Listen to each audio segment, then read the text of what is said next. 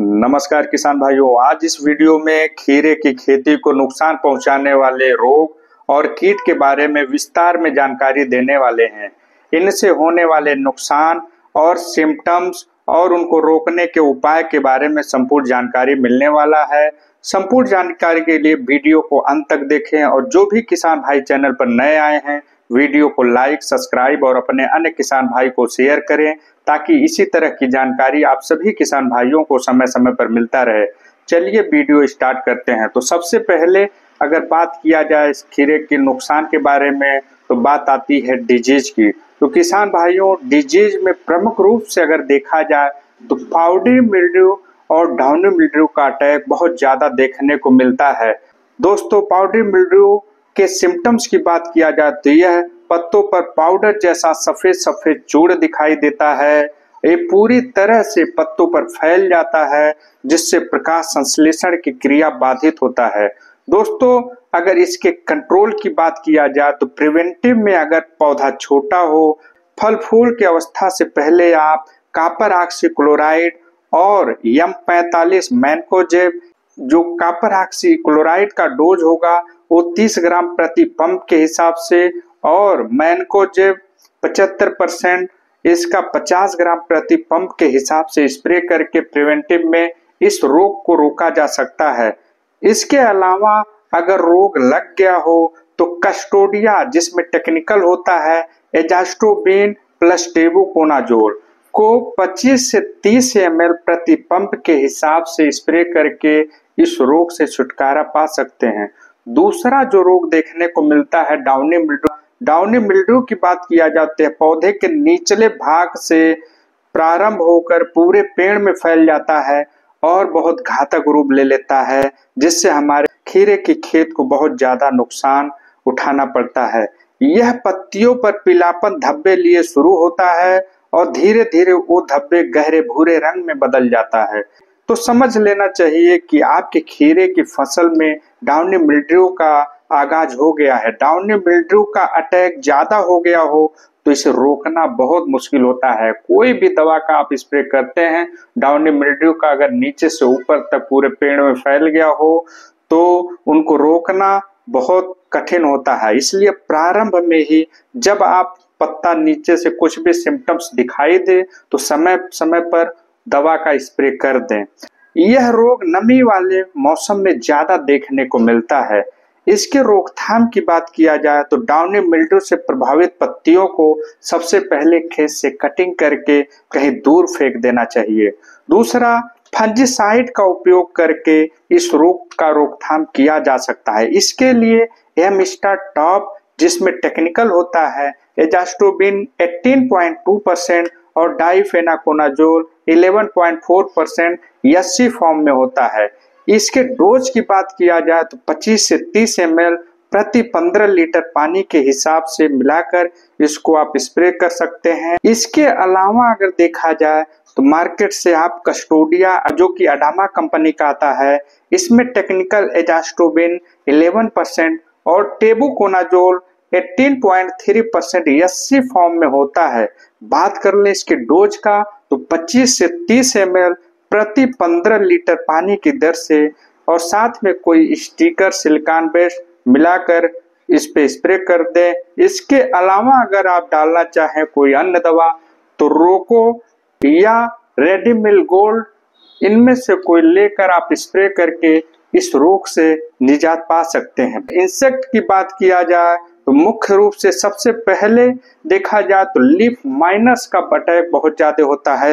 यह खीरे की फसल को बहुत ज्यादा नुकसान पहुंचाती है। यह कीट पत्तियों पर जिलेबी के आकार का लकीर बना देता है जिससे पत्तियां पीली होकर सूख कर गिरने लगती हैं। अगर इनके रोकथाम की बात किया जाए तो एबामेक्टिन 1.9%, जो कि इसी फॉर्मुलेशन में होता है, मार्केट में आप इसको बायो एम्पावर के रूप में देखते होंगे। इसका डोज 10 ml प्रति 15 लीटर पानी की दर से आप स्प्रे कर सकते हैं। जरूरत पड़ने पे आप जो इसको 15 ml का भी अगर रोग कीट का ज्यादा अटैक हो तो आप 15 ml प्रति पंप के हिसाब से भी आप स्प्रे कर सकते हैं। इसके अलावा लीफ माइनर्स के लिए थायोमिथाक्सम 25% WG फार्मूलेशन में, जो कि मार्केट में प्ले भारत कंपनी का या सिंजेंटा कंपनी का एकतारा के नाम से आपको उपलब्ध होगा, उसको आप 8 से 10 ग्राम के रेशियो में प्रति पंप के हिसाब से आप स्प्रे कर सकते हैं। दूसरा जो इंसेक्ट का बहुत ज्यादा प्रकोप दिखाई देता है उसमें आप फ्रूट फ्लाई, यह इंसेक्ट खीरे के फल को डंक मार देता है जिससे फल वहीं मुड़ने लगता है और उसमें बैक्टीरिया का अटैक ज्यादा हो जाता है जिससे फल खराब हो जाता है और प्रोडक्शन पे बहुत ज्यादा कमी देखने को मिलता है। इसके रोकथाम के लिए सबसे पहले आप स्टिकी ट्रैप जो आता है पीले और नीले टाइप का दोनों प्रकार का लेकर फल मक्खी से निजात पा सकते हैं। इसके अलावा आप कीटनाशक का प्रयोग करके फ्रूट फ्लाई को कंट्रोल कर सकते हैं। इसके लिए आप बायर कंपनी का सोलोमन, जिसमें टेक्निकल होता है बेटासाइक्लोथ्रेन 8.49% और इमिडाक्लोप्रिड 19.81%, जो कि ओडी फार्मूलेशन में होता है। डोज की बात किया जाए तो इसका डोज 25 से 30 ml प्रति 15 लीटर पानी के हिसाब से आप स्प्रे कर सकते हैं। इसके अलावा आप घड़ा कंपनी का पुलिस, जिसमें टेक्निकल होता है फिप्रोनिल 40% और इमिडाक्लोप्रिड 40% होता है। इसका डोज 15 ग्राम प्रति 15 लीटर पानी की दर से आप स्प्रे कर सकते हैं और इस इंसेक्ट पर आप निजात पा सकते हैं। तीसरा जो बहुत ज्यादा देखने को मिलता है रेड पंपकिन बीटल, यह बहुत ही हानिकारक कीट है जो कि लाल कलर का एक कीट होता है। पत्तियों को जाली जैसा झलरी कर देता है, जब भी पत्ते पर बैठता है तो उसको झलरी कर देता है। इसके कंट्रोल की बात किया जाए तो इसको कंट्रोल करने के लिए लीथल सुपर, जिसमें टेक्निकल होता है क्लोरपायरीफास 50% और साइपरमेथ्रिलेट 5% इसी फॉर्म में होता है, जिसका डोज 25 से 30 ml प्रति पंप के हिसाब से, या मार्केट से आप प्रोफेक्स सुपर, जिसमें टेक्निकल होता है प्रोफेनोफास 40% और साइपरमेथ्रिन 4%, जो कि इसी फार्मूलेशन में होता है। इसका डोज 25 से 30 ml प्रति पंप के हिसाब से। इसके अलावा भी बहुत सारी दवा मार्केट में उपलब्ध है। आप कोई अच्छी दवा अपने हिसाब से लाकर उसका स्प्रे करके इस कीट से निजात पा सकते हैं। इसके अलावा अगर कीट में देखा जाए तो aphid, jassid, white fly, red और येलो माइट, इन सब का प्रकोप ज्यादा देखने को मिलता है। अगर एफिड, जेसिड, व्हाइट फ्लाई को कंट्रोल करना है तो उसके लिए आप यूपीएल कंपनी का उलाला या इसके अलावा भी कोई दवा आप लेकर स्प्रे कर सकते हैं। यूपीएल कंपनी का उलाला जो कि 10 ग्राम प्रति 15 लीटर पानी के हिसाब से, और अगर माइट की अटैक ज्यादा हो तो आप बायर कंपनी का ओबेरान 25 से 30 ml प्रति पंप की दर से आप स्प्रे करके इन सभी कीटों पे आप अच्छी तरह से कंट्रोल पा सकते हैं।